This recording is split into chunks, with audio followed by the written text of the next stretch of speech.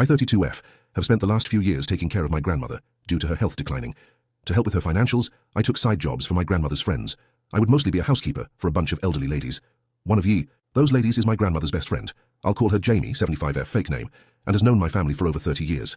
So I've always heard about her ever since I was little, and she had done so much for my grandmother. Since my grandfather passed, I was willing to do anything for her. Now, one night Jamie called me asking if I could grab her a bottle of wine and bring it over to her. Now, this was fairly normal for her to do, so I didn't mind. I checked on my grandmother before leaving, to make sure she didn't need anything while I was out.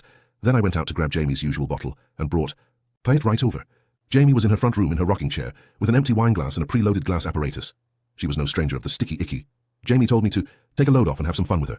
I happily obliged because, for an older lady, I loved hearing about the stories she told on when she was in her 20s and the mischief she would get into. Then, after several glasses of wine and smoked so much sticky icky to knock out an elephant, Jamie started talking about my family from when I was between ages 7 to 10. Then she made a comment that completely caught me off guard. She claimed that my brother, 17 years older than myself, and a priest had a threesome. The worst part about it is that I knew exactly who she was talking about too. When I was little, my family was very Catholic, and my older brothers and I all went to Catholic school. I, however, only went until grade 4, then switched to public school. But when I was in 2 to 4th grade, the school and church got a new priest. I'll call him Father B. Now, my dad got along with the father very well. I remember him coming over to our house to have dinner and enjoy some desserts. Then he started coming around more often. He started coming over for family game nights, parties my parents would throw, and would even just come over to have a drink with my parents. Before I left Catholic school, the father even come with my parents and I on vacation one time too. My parents put me in a kids program to keep me busy for a majority of the day. At the time, I didn't think much of it. I thought it was a normal. A year or two after I left Catholic school, the father came over to my parents' house to let them know that he was moving to Rome, to become part of the Vatican. But after Jamie made her comment, I had a flash of so many memories of when I was little, and so many things started making sense. I wouldn't say that I had the most innocent childhood, but I knew that the father never made a move on me. He was always kind to me, and always respected my boundaries. But at the time, I was too young to understand that he would go after my dad or brother.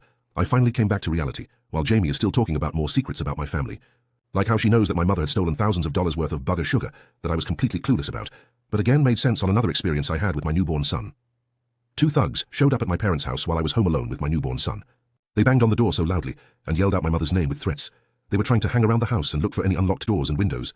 Luckily, I had made sure that was taken care of, because I was over-anxious being alone with my son.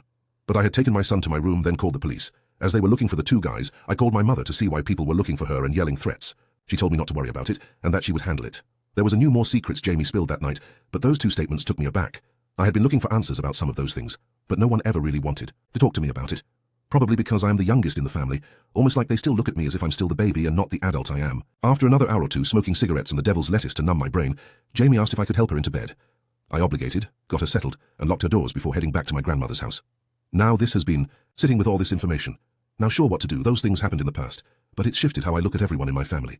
Not really sure what to think right now.